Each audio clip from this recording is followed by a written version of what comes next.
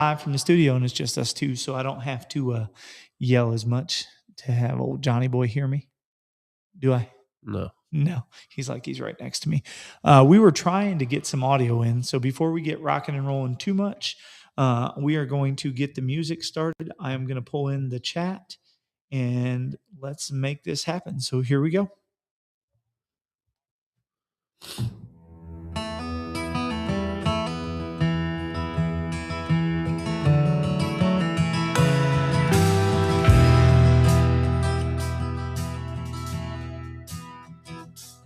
I'm always up on time, down on my luck.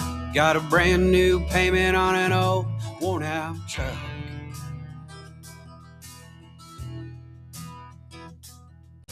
And Papa told me back when I was 9, someday this farm, it'll be all mine.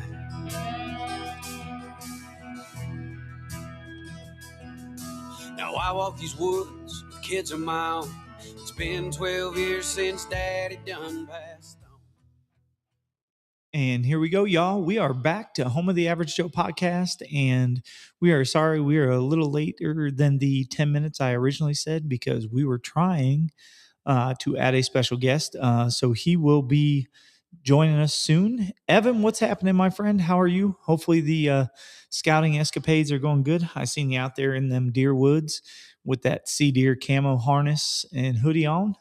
So hopefully you're having a good night, my friend. But yeah, so tonight it's just going to be John and I. So John, you know what that means? T-Bone can't take what you were going to end with. You're right. Because there is no T-Bone to say it.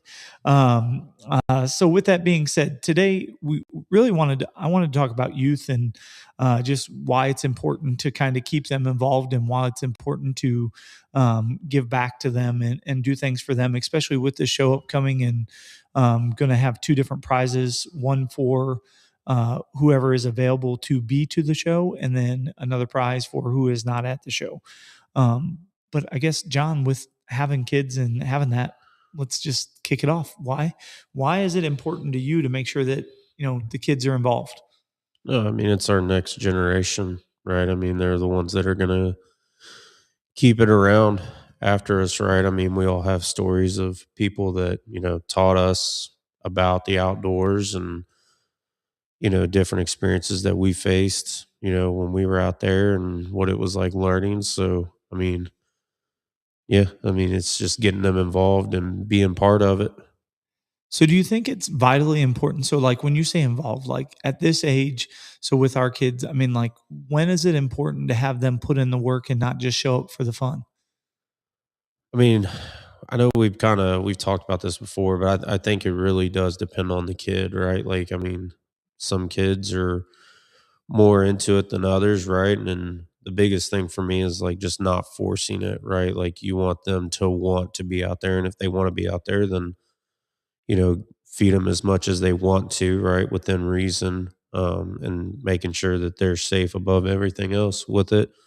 And I mean, I've taken my oldest when, he was really big into it, and then, it almost became like, all right, he's kind of losing a little bit of interest, so let off a little bit, and then he's started back a little bit more on it. And I mean, just keeping in mind they're still kids, right? Like, they still want to, go and have fun in the summer, and maybe they don't want to go out and do that in, in the moment, right? And I don't know. I try to balance it a little bit just with my son. My youngest, he's wanting to go more, so I'll probably take him along, but like expecting them to, put in and try to hang a stand and do all that stuff. I'm not really doing all that with them just yet. Just keeping it fun for them, and then kind of showing them a little bit of like, all right, there is some work that goes into it. I'm not a guide, I'm not an outfitter for you, but there does come a point where it's like, all right, what do you want to do? And then, finding what it is that they want to do and then tying that into it, right? There's times where my oldest is all, gun ho about wanting to go out and pop up blinds and do everything. And then there's times where he just doesn't want to. And it's just not forcing it when he doesn't want to type thing. And yeah. I got you. So, I mean, I guess it, like you said, so it depends on their interest, maybe their maturity level of where they're at with their hunting stuff and that type of stuff. But like, it's not every kid is going to be the same of probably when you get them involved or what you get them involved with. Um, with that being said, because I think really it depends. And I mean, we've talked about it. Like, there's times that, like Hunter will call Jake and like it's something where we're trying to be quick in and out. And, so there's times where we're going to take them and let kids be kids. Right. So I think the time maybe probably depends on the type of work that you're doing. Like you said, we're probably not going to have them putting up, 200-pound, 300-pound stands, Yeah. right? Ain't nothing wrong with them, pulling a sled in to kind of go ahead and get them, with the work in. But you're not going to have them climbing the tree and doing it. But I think when it comes to maybe like clearing paths and doing some of that stuff, where it comes to that's stuff that they can do. But I really think the biggest thing with that is by getting them to put in the work, it seems to have them have a vested interest in it, right? Because it says it's theirs. Yeah, I mean, At least that's what I found with Hunter. Like Hunter thinks that like now when he goes in, because like he wants to do everything and Sissy wants to tag along when it's, a four-wheeler ride or you know what I mean? Like there's different things, different interests because of different levels of where they're at. But like I think that that's the difference is he's taking ownership that he thinks that's his. yeah, I mean, there's different levels to it, right? Like Jake is way more into fishing than he is hunting, right? Like he loves fishing. So like not telling him like, all right, hey, we're not gonna go do this because we got to go hang stands because then all of a sudden that's a bad experience for him, right? Like, Yeah. so it's making it to where you have those like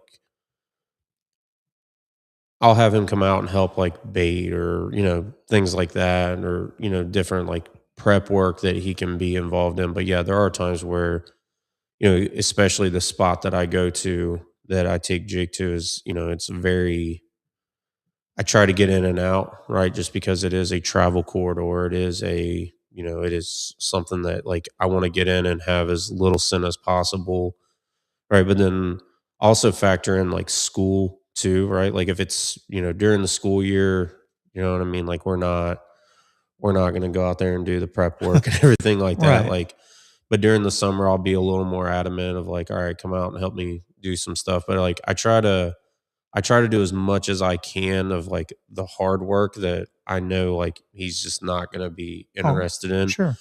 But then if it's like, all right, I'm going to go change some batteries in one camera and, throw out a thing of corn or like, I really try to involve him like when I'm setting up the blind or, stand where he's going to be because like I want to see, how he's going to like, maybe the window that I think is ideal for him isn't ideal for him and where Right. he's going to be. So like I try to set it up for him and then especially like whenever I'm taking him, I always try to pattern around weather because I want like a rain or something to come in afterwards because I mean Kids are going to be kids are kids. going to be kids, Yeah. right? Like they're going to they're going to do certain things, but like as his dad, like there's an aspect of it that's like okay, I own so much of it, right? And Right. like, you know, I think a lot of it can also be like even like the day of, right? Like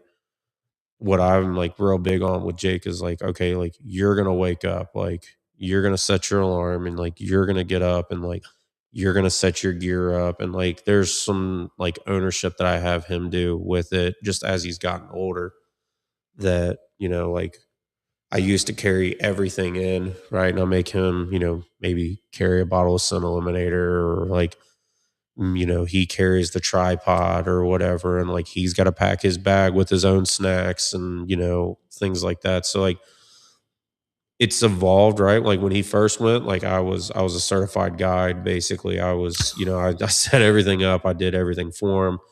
But like as he's gotten older, and it's now like, okay, like he has the Reveal app on his phone, so he's constantly checking trail cameras and, calling dibs on deer that, That's he says he's hilarious. gonna shoot. But I don't know, like, again, it's making sure of that, that balance of not overwhelming them with stuff that they may not be interested in, but also still teaching that, these deer don't just show up on their own, right? Like, Right. there is work that goes into it. And as he's gotten older, he gets more involved in it. And, and I just always try to make time for the things that I know that he likes doing, because even then it's like, all right, like, we're going to go fishing. So then, you got to get your pole ready. You got to load it up in the Right. truck. You got to do some of that stuff. And I think teaching kids, their part of what they own and everything is big as well. Yeah. Speaking of big, Nathan Langster, thanks for the tag war right now. You are like lighting it up, tagging everybody. Mr. Bob Carey, what's up? But yeah, no, I think really truly, and again, I mean, this show that we're talking about and what really got us into this topic, we've always been about the youth and we've always been about our future generations. But the one thing that we're tying everything back to is right now the most current thing that we have coming up that ties into it is that we want to give back to the youth. And that's why I really started thinking like, well, what ties our youth to what we do? Or I mean, like you just said, Jake's really into fishing. Hunter right now, I think he just is really into anything that gets him out of the house because he doesn't, I don't know. That's his thing. Like he's like, Dad, can we do this? Can we do this? He's got to move 100 mile an hour. And sometimes he moves faster than Dad wants to move, and he's got to Yeah. understand that like sometimes you just gotta know when to hold them and when to fold them type thing. And I think that that's what we're teaching. Like this weekend, taught him a little bit more about frost sitting because we're supposed to get a bunch of rain tonight. So because we're supposed to get a bunch of rain, we went out and threw out some clover chicory and some clover and some spots just to try to push it in, especially with turkey season. He's excited for turkey season. He wanted, we seen a batch of birds kind of running and scurrying along the ground. He's like, Dad, do you think now's the time to call them? And I said, buddy, there ain't no point in educating these birds now when you're going to go out there later. So it's teaching, I think, more so the moments that are given to you, more so than trying to teach them everything. Because Yep. if you try to outline and script everything about teaching the future generation, like it's never going to work. No. Because the problem is deer don't follow scripts. No. Turkey don't follow scripts. So trying to follow a script is very, very tough when it comes to teaching them putting in work. And I think that the older they get, the more they're going to understand that it's not, we jokingly say like, let us write your prescription for that hunting addiction. But like literally that prescription, when we talk about that, maybe just trying to give you more tools in your tool belt, it doesn't necessarily guarantee you that you're going to basically have the chance to unalive something, because that's why they call it hunting and not what? Killing. Yeah. I mean, like, that's why when you go out there, it is not 100% chance. We are not on a high fence farm. But I will tell you though, like, it seems like the older they get, and again, I know we're talking about the older they get, they're only what, 11? Mm-hmm. And it seems the responsibility that they want to take on, it's crazy to me because of the fact, I guess, maybe we're getting them in earlier than what I got in as a kid, because like I wasn't into it at the ages that they got into it. And so it's just crazy to watch them evolve from how everything started to now. Yeah, and I think like I grew up coon hunting, right? And my grandpa was like very big into getting me involved in it. But there almost came a point where like we got so big into it that like it wasn't fun for me. Like that passion wasn't there like it used to be. And I think that kind of like resonates with me a little bit too, which is like, all right, I'm never gonna like allow my child to feel like it's being forced. And like I remember like as a kid being like, oh, I want to go do this. And like my grandpa's like, oh, well, we need to make sure we do this. And it's like, but I really want to go do this. Yeah. And it's just like, and it can cause them to get disengaged, right? And like Yeah. that's where I don't ever want to get like, I always ask Jake, like, hey, you want to go hunting in the morning? And if he's like, no, not really. And then it's like, okay, no biggie. I'll go hunting in the morning. No problem. Yeah. But then part of you, right, like as a parent, you're like, man, like I really wish that he wanted to go. But then I think about like times where he's like, I mean, I'll be the first to admit I'll fall on my sword right here. Where like last year he was like, hey, like, Dad, can we go fishing? And I'm like, no, like not today. Or, I'll, well, maybe tomorrow. And then tomorrow led to, well, we had something else going on. And it's knowing that like you have such a short window with them that like you don't want to cause them to be disengaged in something because of you, right? And Yeah. like that's where like Jake today, actually, as a matter of fact, he's like, can we go fishing? I'm like, hey, like I got a bunch of yard work to do. So like possible missed opportunity for me, but like, like we do have lives outside of, Yeah. of it, and making sure that, we do right by them, is I think crucial to it. Yeah. So Nathan says, I always try to make sure the kid enjoys everything that I can with the entirety of the journey because it's important to understand it's not just about the harvest. Once they enjoy the entire experience, the harvest will be hook, line, and sinker. Yeah. I just remember wanting to go do what my dad and brother were doing. I loved everything about it. The dark walks in and out, the new sounds in the woods, the different wildlife, just all of it. And I think that definitely hits. And I think kind of with what you were saying, so like Jake today, and I mean Hunter's been asking to like fish or go. So I think the two of them plot against us, if I'm being honest. 100% Because I know for a fact they do. because I think even today, like Hunter goes, he asked Jake, he's like, Jake, are you going turkey hunting this year? And Jake's like, I don't know. I mean, like turkey's not really my thing. And then Hunter's like, but dude, like you can get them right up close and personal, and like you get to move around a little more than deer hunting, and da da da. And he's like, Dad, I think I talked Jake into like making sure that this is completely what he wants to do. And I'm like, I'm sitting there thinking, and like now that we're just talking about this, like everything that we talk about, they absorb. And when it comes to that, like missed opportunities are something that we probably need to do a better job as parents. And I'm saying a better job, not us, but just in general, the general public that's in the hunting outdoor world that's trying to give our kids a better opportunity than what we had. We probably tried to need to find a way to capitalize on those experiences more rather than find a reason as to not. Like, yes, we have lives. And I mean, I think that that's one thing that I'm guilty of as well, and fall on the same sword because of the fact that, like, last weekend, Hunter wanted to, go shed hunting and do whatever. But like with the basement and with everything that's going on, and like you can see that it's still bare floors. Mm-hmm. There's no baseboard. I still have to do another layer of paint. But with all this rain coming in, with all this other stuff, like there's just things that have to be done. And sometimes that work, but like then you feel guilty because like Ing and I were talking about it, like that kid really wants to go and wants to be in the woods. Like, so who am I to deprive it? So like this weekend, I made sure to make an opportunity, even if it's for a couple hours, to get that kid in the woods and try it. But then like today, he got to do a little bit of work. He got to go throw out some trash and do so. So I think it's a give and take, teaching them that with enjoyment also comes work. And whether that work may be around the house, is that way it frees up mom and dad more time for them to be able to do things with them, right? Or whether that work be in the woods, because sometimes it's not just as easy as setting blinds and calling it a game. Like I'll think of that one picture that I posted on our Hunting RX page the other day, was a blind that we buried in the woods.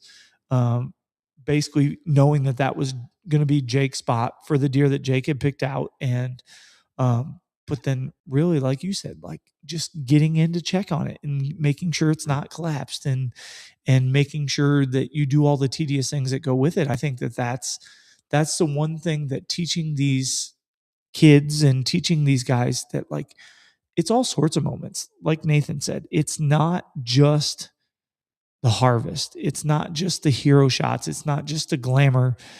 It's the blood, sweat, and tears that you pour into it to get there.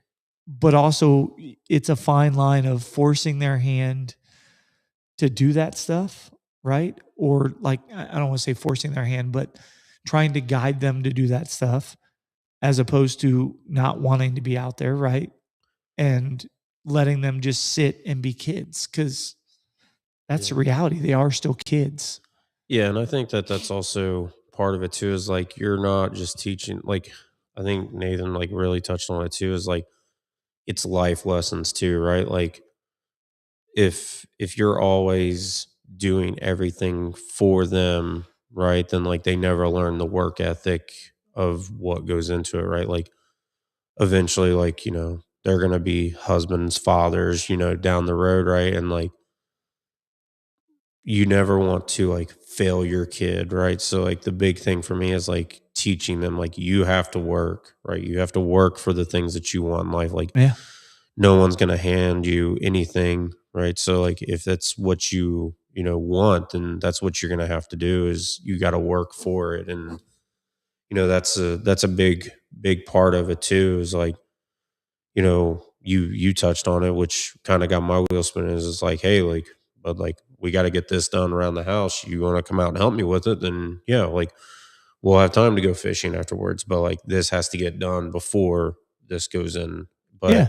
But also balancing that fact of like they are a kid. You know what I mean? Yeah. Like, they want to go hang We out with their friends. we do not support child labor laws, trying to put them just want to No, make sure. free So, labor's free labor. I mean, at yeah. this point, right? No, but like the thing is not to make it a punishment, but right, like, so like again today, like mulch had to be laid, right, to cover up stuff before we'd start. Like he was willing to go do that stuff. I think the reality is everything that you tie into life with these future generations is stuff that's going to impact them not only today but long term. And I think that that's the biggest thing, that as my wheels sit here and spin, is like, you may be saying something to them today that you really didn't think of, but the reality is it's going to impact them.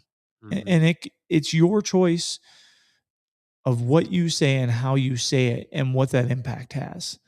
And really, like, sitting here thinking again, like the way that Nathan put it and the way that some of these people put it, like, there's probably things, like you said, you can fall on your sword and you can have an idea in your head like, man, there's things I could have done different.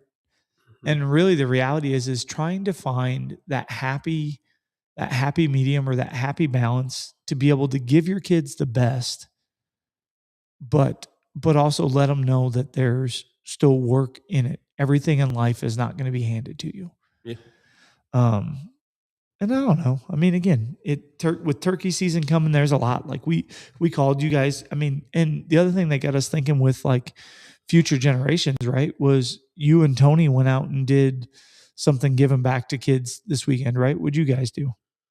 Yeah, so hold on, you're gonna make me pull it up. I can't remember the name of it off the top of my head, but so so we do every year there's a event that we go and participate in for it's kids, like a hunting and fishing show for kids, right? That basically allows them to, get out, and like there's little like Daisy booth that has like little BB guns where they can shoot. So with Broken Rack Archery, we go, and Broken Rack provides a couple bows, and we essentially let kids shoot compound bows for the first time in their life. Or some kids, I mean, we've got a few that they've been with us for the last 4 or 5 years coming up and shooting. So we get to it's fun at times, but we get to basically,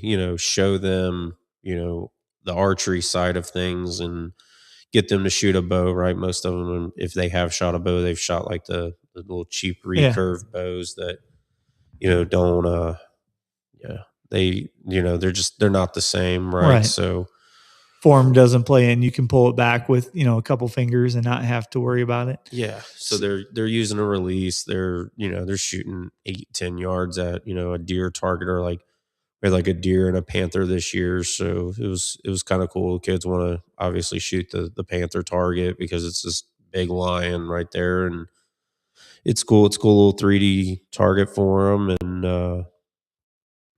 they can do that. Yeah. So Nathan says teaching skills they need to harvest wild game or wild edibles is an incredible overlooked skill that we all should know and know that you're capable to teach anything you can. But also says, speaking of youth bows, what is a good bow a youth can grow with and hunt with? So I guess going with the harvest wild game and wild edibles, I think it's important as far as I mean, you're in morel season, right? Finding mushrooms, fishing, hunting. I mean, you name it. There's so many different things that I think really that's why, you call it tugging on the old heartstrings, but that's why tonight I was like, man, it's something about giving back and, you guys having the youth thing this weekend and doing that stuff that was like, hey, we just need to talk about why it's important to get the youth out there and why, you should be involved. Um, but so as far as bow goes, I think the best thing that I can tell you for a bow is find one they can grow with. There's a lot of bows out there that, especially depending on whether so you got those guys that are like, oh, you can't shoot a crossbow because a crossbow isn't a bow, and you got those guys that are like, hey, shoot what you can shoot to make sure that it's ethical, right? But if you want a compound that a kid can grow with, I think the biggest thing you look for is the variance. Like I'm gonna go back to you remember Xavier, Josh's nephew, that bow that we gave him, and again, no brand specifically, but like the draw increment was like I think it was like 18 inches to 30 inches. And then the poundage was like 15 pounds to 70 pounds. Like the biggest thing that you can do for a youth is get them a bow that they can get comfortable with, grow with, and allow them to learn right. Don't go out and buy this bow that doesn't drop below a poundage that they can comfortably pull back. Cause then at that point, you're teaching them bad form, or like get a bow that, doesn't go short enough for their draw. Right. And then again, bad form. So I think it's just one of those things that you really got to make sure that whatever you're getting them into, just make sure you're getting into something that they can. And Bob goes, I think Diamond Bowtech makes a ready to hunt, very reasonably priced bow. So what we were using and what I would recommend is the Mission Hammer. It's made by Matthews.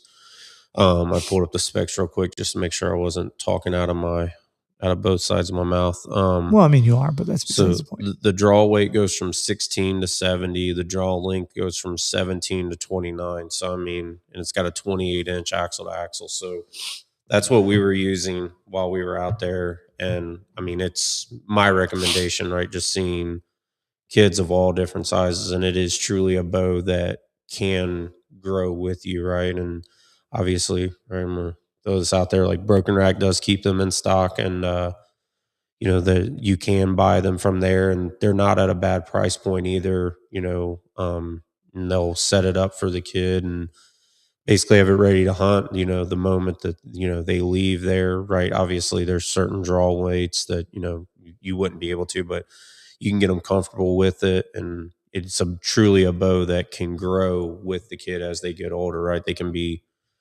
16 years old and they can still use this bow going into that age, right? I mean, Yeah. we had kids that were 3-4 years old using it, and then we had kids that were 16, 17 years old that were using it, and it's a true bow that I've seen kids use from every spectrum, right? And it's a really good bow in my opinion, and it's made by Matthews. So you already know, like, I mean, it's not it's good bow brand, reputable bow brand, being Matthews. And Which I think, so like Bob was talking about this Diamond Edge, which again, I think is owned by Bowtech, which I think again, just in general, moral of the story is like the whole point of today's episode is just getting the youth involved, regardless of the brand, regardless of what it is, as long as it's moral, ethical, it fits the kid, it gets them shooting, comfortable in the right form. Like, really, that's what matters. I think at the end of the day, like trying to teach a kid that like ethics and morals are a big thing, especially in today's world. And trying to teach them that, especially and instill them that when you're doing these activities, right? Because I mean, there's morals and ethics that play into what we do, right? Like, but trying to make sure they understand why or the why behind it, right? Yeah, and I think like going back to like the prep side, right? Like if you get a child a bow, early enough, right? Like there's nothing that says they can't use a crossbow, early on, but right, but if they're still practicing with that compound bow, like that is still like that's part of your deer prep, right? So like them getting more comfortable with it, then when they hit that 35, 40 pounds, right, where you're starting to teeter on that line of like, okay, you're getting close to where, you're pulling back a poundage that would allow you to ethically, take an animal with it. Then it allows you to like, okay, you're getting close. We need to really make sure that we're dialing in on where you're shooting, right? Because they probably hadn't shot a broadhead to that point. Sure. Then, after they have so many reps with that, then it's okay. Now you're officially over that weight that, the bow can ethically take an animal. So they've put in that prep work, right? They may not be out there doing everything with it, but they're still Right. doing stuff on the back end, right? Like that's one thing like with Jake, right? Like he knows like once August hits, football's going to start and everything like that, but we still got to make time to go shoot because you got to make sure your equipment's on Yeah. because, you got to put in the work there. So like that's one area where like I told him last year, I was like, you want to hunt, you got to shoot this thing and, you got to be able to reach out to, a yardage that you're willing to, take a shot at. And if, that's 30 yards, then you need to make sure that you're dead on at 30 yards because you're not going to shoot at something that, if you only practice at 20, I'm not going to let you take a shot at 30. Right. But a lot Right. of that is also my prep work of going in and ranging everything and seeing where his furthest shot could potentially be, no matter what spot it is. And, testing them like, hey, like, why don't you shoot at 40 and see how you do? And then when they 10 ring at 40, it's like, oh crap, Yeah. like, and then you're getting them more comfortable with it. So, But I think that's the other thing too is maybe sometimes not always, like you said, sometimes there's not always an outline to the right way for every kid because every kid is going to structurally just be different. There are some kids that just naturally get it and understand it and um, I guess, progress faster and can take that stuff from right away. And there's other kids that you're going to have to slowly work into it. That you're going to, you know what I mean? Like you're going to have to work with them. It's going to be different. It's not going to be exactly the same. And I think that that's okay too. Like there is as far as a script or as far as an outline or as far as any of that goes, like, I mean, I'll go to say it. Like, when we do these podcasts, we don't have a script because of the fact that, like, I feel like a script comes down to being rehearsed. And the absolute last thing that I want this podcast to be is something that's not real. yeah. And this is about as real as it gets because there is no, I mean, other than I said, hey, John, we're going to talk about future generations today. But like that was it. Like there is no like, okay, what about this question? What about this question? What do you feel about this? Like there is no prep other than I want it off the cuff because I feel like that is what our audience and what our average shows deserve, right? Because again, when you're in real world situations, you don't get a chance to script it. When you're in the woods and that deer or turkey standing in front of you, you don't get a chance to script it. You don't get a chance to do that. And I mean, now I say that half-heartedly because sometimes if you're doing your homework, right, you may get a Yeah. chance at a deer if you know that it's there or whatever multiple times. But like just like you said, shooting bows is important. What did I call to tell you before I forgot that you were at that youth thing? What did I call to ask to do? Pattern guns, right? Because youth season is going to be here before we know it. We got that show coming up, so that's one weekend gone and out of it. And it's just one of those things that it's like, man, where does all the time go? Like, dude, I feel like just yesterday it was January, Mm-hmm. or It was Christmas. yeah, like, and now we're already teetering into the beginning of April, and like, it goes to show you that that's why life is on nobody's timeline other than what just unfolds. Yeah. No, I mean, you're right. You're right. I've got a busy April as well, just with a lot of different things, including that show. And it's like, then May comes around and then the kids are out of school and then we got vacation in June and then, Well, then you got football will start the end of June, yeah, camp, and then we'll get into July, and then it'll be a streak that'll be yeah, never ending. But as crazy as this is all to say, like, again, everything that got this started and what we did hunting our X4 was to give the average Joe, and then teaming up with the blue collar boys, so the blue collar workers and just the people that are grinding day in and day out and that have kids that want to be involved day in and day out. Like, that's what we do this for. So the more that we can grow that, which is why, like, when we started talking about doing shows again, we wanted to do a show that was more the average Joe style, right? Which is why we went a smaller style show, which is what we did. So Brent Long says, replying to Bob Carey Diamond is what I grew up with. $250 bow lasts me 15 to 20 years old. Put some good bucks down with it. There you go.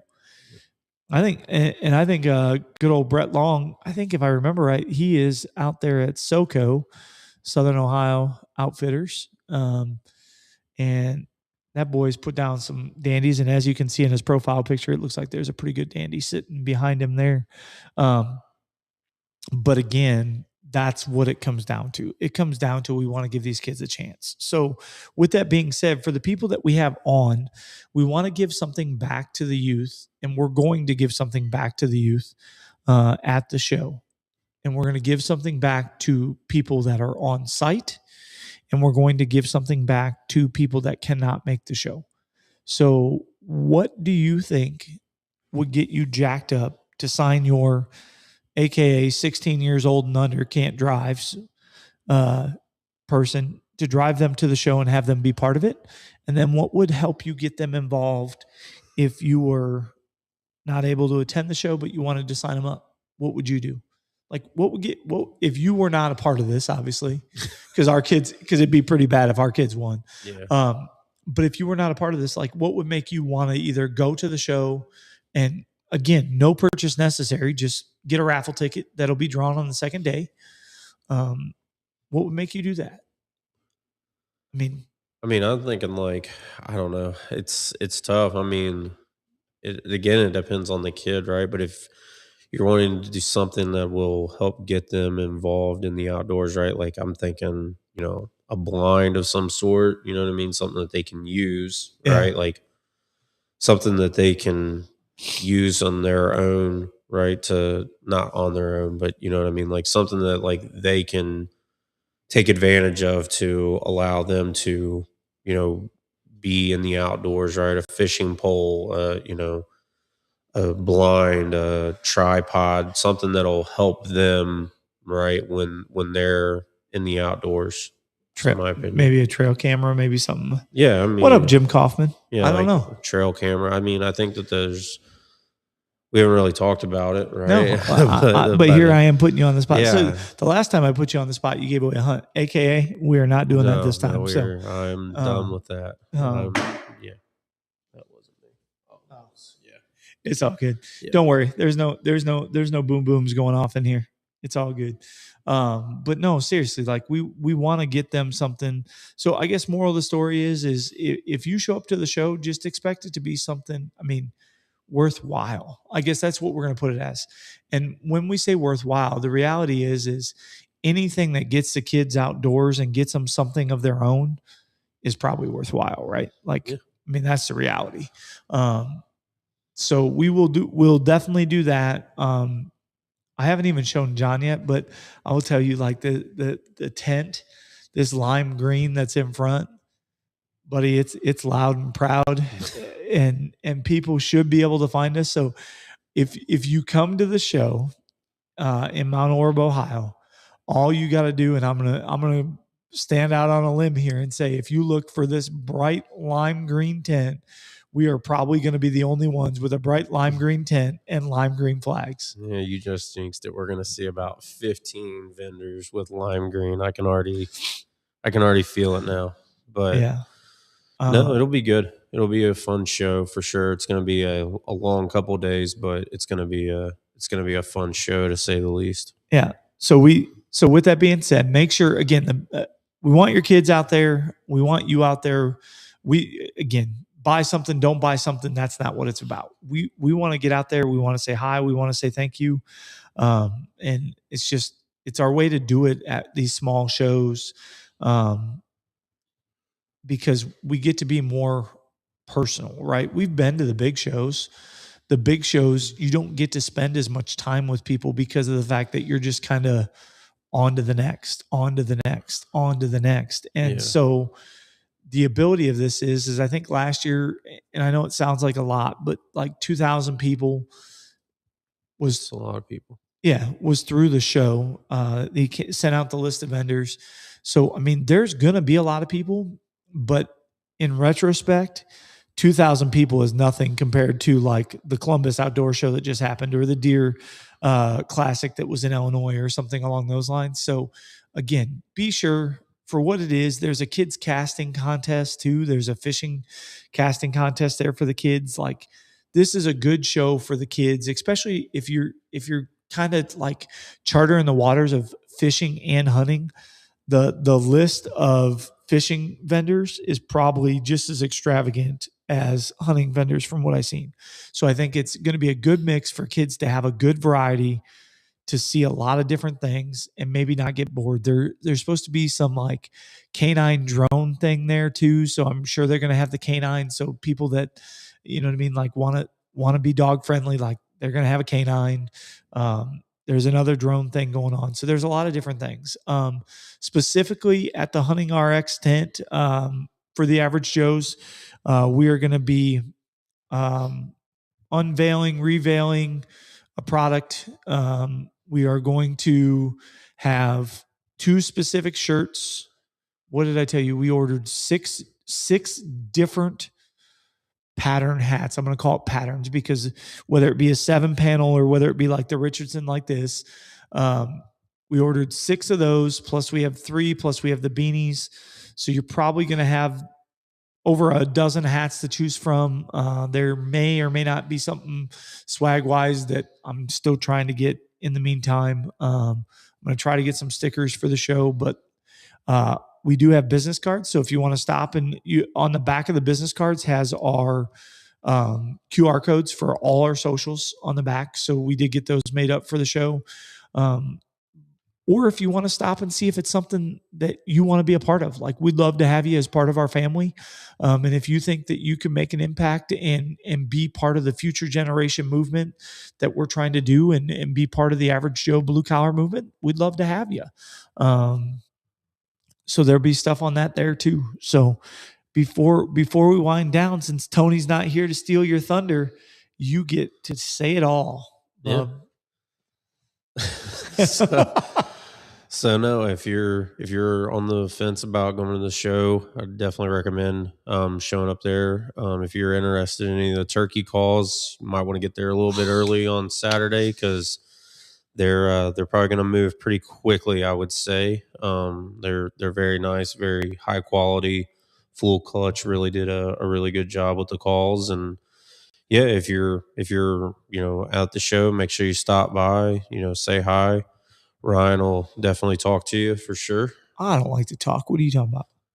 Yeah. So anyways, yeah, that's where you go. See? So much smoother. So much smoother. All right. Well, when they're back at the saddle, we'll have to let you go first from now on. But no, seriously, guys. So with that being said, we will definitely have, I will try to have some Mitch Faulkner music, which is what you hear at the beginning and the end stories. We'll try to maybe play some of that in the booth. We will have our full clutch calls. I'm going to try to have some of the Chase and Whitetail deer kits there because, again, those kits are bad to the bone. And if you've not seen them, you definitely need to make sure to check those out. I may or may not have some sea deer camo stuff there. Definitely, if you want to talk about epic shot shell, we will have some guys in the tent that can talk epic shot shell with you as well. Again, really, if you just want to talk, you've come to the right booth. Just find the lime green booth with the lime green flags, and we will have a conversation, because between me, Johnny, Langster, whoever else is under there, well, and even if you've met my kid, he probably will give you a run for your money as well, because he is definitely full of piss and vinegar. He's your son, that's for sure. Yeah. So, but no, seriously. And then the other thing is we did specifically remove the date that we had of April 3rd and move it back to April 12th to enter the turkey contest. That way anybody at the show had an opportunity to get into it. The only rule is if your state opens before then, you have to be in before your state opens, which we will look to see when your state opens. Again, if you decide to join at the last minute, let me know. Again, biggest thing we're trying to stop there is we just don't want you to buy a spot into the contest after you've already taken a bird, because that kind of defeats the purpose. Yep. We're trying to have fun. We're gonna name 2 champions, an adult champion, a youth champion. We will have the belts on display there at the show as well. But again, guys, seriously, thank you for taking the time out tonight to talk about our future generations. And if you can't tell, it's something we're pretty passionate about and believe in pretty hardcore. So with that being said, that is all we got for this week. So thanks for tuning in. And until next week, we'll see y'all.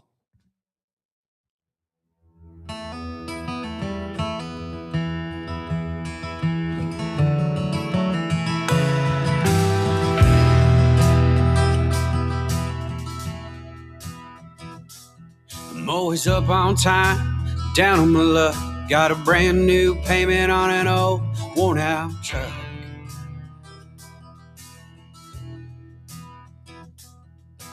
Papa told me back when I was 9, someday this farm, it'll be all mine.